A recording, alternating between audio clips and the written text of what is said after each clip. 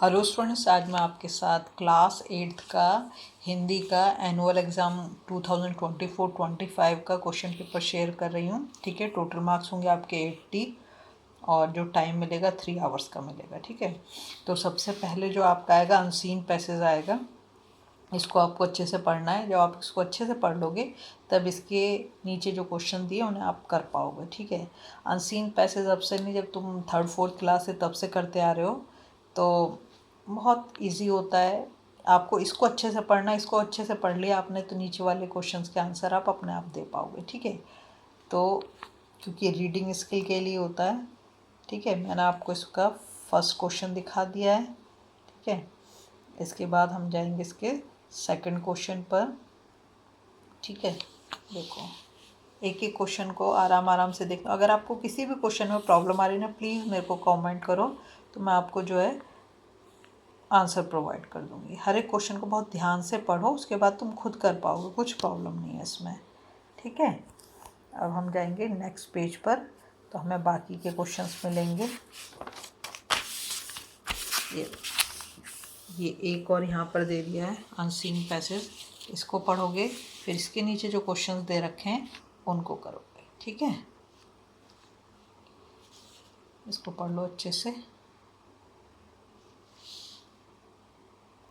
जो नीचे क्वेश्चन दिए फिर उसके आप आंसर लिख पाओगे। ठीक है, और अपने फ्रेंड के साथ ज़रूर शेयर करो। हेल्प करनी बहुत अच्छी बात होती है। अगर आप किसी की हेल्प कर सकते हो और आपका कोई नुकसान नहीं हो रहा तो ज़रूर करनी चाहिए हमें। ठीक है, इसके बाद हम जाएंगे नीचे और क्वेश्चंस पे। अब यहाँ पे लिख रखा है निर्देशानुसार प्रश्नों के उत्तर चुनकर लिखिए। ठीक है, जो वो कह रहा है उसके जैसे यहाँ लिखा कोष्टक में दिए गए शब्दों में लिंग बदलकर, जैसे यहाँ लिखा डैश कविता लिखता है, तो यहाँ कवियत्री है तो उसका लिंग बदल दोगे, क्या हो जाएगा, कवि कविता लिखता है ना। जैसे यहाँ लिखा है सभा में अनेक डैश आए, यहाँ लिखा रखा लेखिका, तो लेखिका का जब हम लिंग चेंज करेंगे लेखक, सभा में अनेक लेखक आए, है ना। यहाँ दे रखा निर्देशानुसार प्रश्नों के उत्तर चुनकर लिखिए। तपोवन किस संधि का उदाहरण है। ठीक है, तप प्लस उपवन, तो इसमें आपको जो है उसकी संधि का नाम भी लिखना है, समझ गए। ऐसे यहाँ पर ये संधि विच्छेद दे दिया है। इसके बाद यहाँ निर्देशानुसार प्रश्नों के उत्तर लिखिए, तो यहाँ पे पदबंध पूछा है ना। पदबंध देखो, इन सब चीज़ों के ना आपको आंसर मिल जाएंगे मेरे चैनल पे। पदबंध पे भी मैंने वीडियो बना रखी है, समास पे भी बना रखी है, संधि पे भी बना रखी है, और हर अलग अलग वीडियो बना रखी हैं, तो आपके बिल्कुल कॉन्सेप्ट क्लियर हो जाएंगे। तो आप उन्हें ज़रूर एक बार देखिए। ठीक है, देखो यहाँ पर ही क्वेश्चंस हो गए, सब ग्रामर से रिलेटेड क्वेश्चन, और ग्रामर 100% का रखी है मैंने, 8 की, 9 की, 10 की, जिस भी क्लास की आपको चाहिए।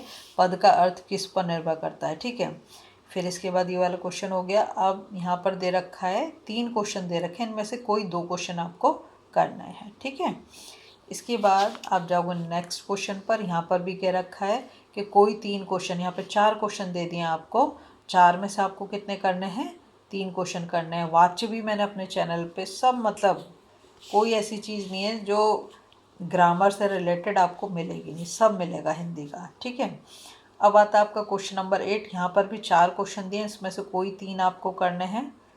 ठीक, अब आया अलंकार भी मिल जाएंगे आपको। निर्देशानुसार प्रश्नों के उत्तर चुनकर लिखिए, तो यहाँ पर भी आपको 4 क्वेश्चन दिए गए, इसमें से कोई 3 ही क्वेश्चन आपको, 3 क्वेश्चन के आंसर लिखने हैं। इसके बाद आया प्रश्न नंबर 10। दिए गए गद्यांश को पढ़कर पूछे गए प्रश्नों के उत्तर विकल्पों में से चुनकर लिखिए। तो आपको ये अच्छे से पैसेज को पढ़ना है। ठीक है, इसको अच्छे से पढ़ना, और इसके बाद जो नीचे क्वेश्चन दे रखे हैं उसके आंसर आप कर पाओगे।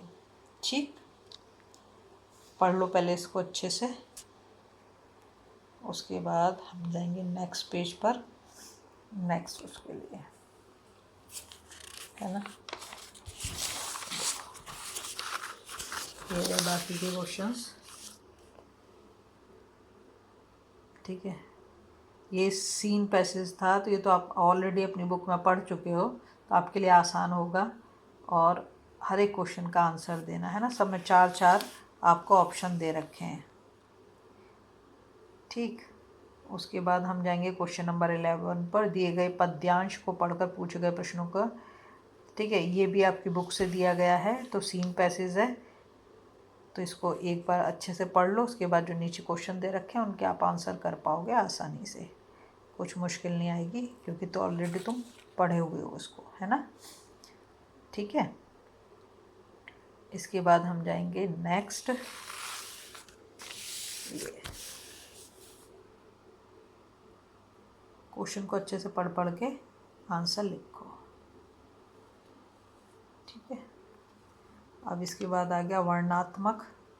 तो ये आपको जो है 25 से 30 वर्ड्स के बीच में आंसर लिखना है। यहाँ पर भी 4 क्वेश्चन दे रखे हैं आपको, इनमें से किन्हीं 3 के आंसर आपको करने हैं। ठीक है, फिर आता है क्वेश्चन नंबर 13। निम्नलिखित में से किन्हीं 3 प्रश्नों के उत्तर 25 से 30 शब्दों में लिखने हैं आपने। तो यहाँ पर जो है 3 के आंसर करने 4 में से। ठीक, फिर आया आशय स्पष्ट कीजिए। ठीक है, जो भावार्थ जो लिखते हो ना वैसे ही। ठीक है, इसके बाद आता है निम्नलिखित प्रश्नों में से किन्हीं किसी एक प्रश्न का उत्तर 50-60 शब्दों में लिखिए। इनमें से किसी एक का करना है आपको। ठीक है, 4 मार्क का क्वेश्चन है। उसके बाद आप जाओगे नीचे, दिए गए विषयों में से किसी एक विषय पर संकेत बिंदु के आधार पर 80 से 100 शब्दों में अनुच्छेद लिखना है। शहर की बदलती तस्वीर, और यहाँ पर आपको हिंट भी दे रखे हैं, या फिर मेरे प्रिय अध्यापक, जो भी आपका फेवरेट टीचर है उसके बारे में लिख सकते हो आराम से, है ना। और आपको जो है ये भी मेरे चैनल पे मिल जाएंगे, बहुत सारे आपको अनुच्छेद मिलेंगे मेरे चैनल पे। ठीक है, फिर यह पुस्तक मंगवाने के हेतु प्रकाशक को पत्र, लेटर भी मिल जाएंगे, फॉर्मल इनफॉर्मल दोनों मिलेंगे। ठीक है, या फिर अपनी माता जी के को उनके द्वारा भेजी गई कहानियों की पुस्तक के लिए धन्यवाद। फिर आता है आपका क्वेश्चन नंबर 18। यहाँ पर है परीक्षा में अच्छे अंक ना आ पाने वाले छात्र के अभिभावक और अध्यापक के बीच बातचीत संवाद रूप में। संवाद भी आपको मेरे चैनल पे मिल जाएंगे। ठीक है, एक नहीं कई मिलेंगे। अथवा भारत की क्रिकेट टीम के प्रदर्शन के विषय में 2 मित्रों के भी मध्य संवाद। ठीक है, उसके बाद आता है आपका पिक्चर कंपोजिशन। तो इस पिक्चर को आपको देखना है और फिर 30-40 वर्ड्स में आपको इसके बारे में लिखना है। अगर आपको वीडियो पसंद आ रही है ना, प्लीज़ लाइक शेयर सब्सक्राइब कर दें, फॉलो ज़रूर कर दें।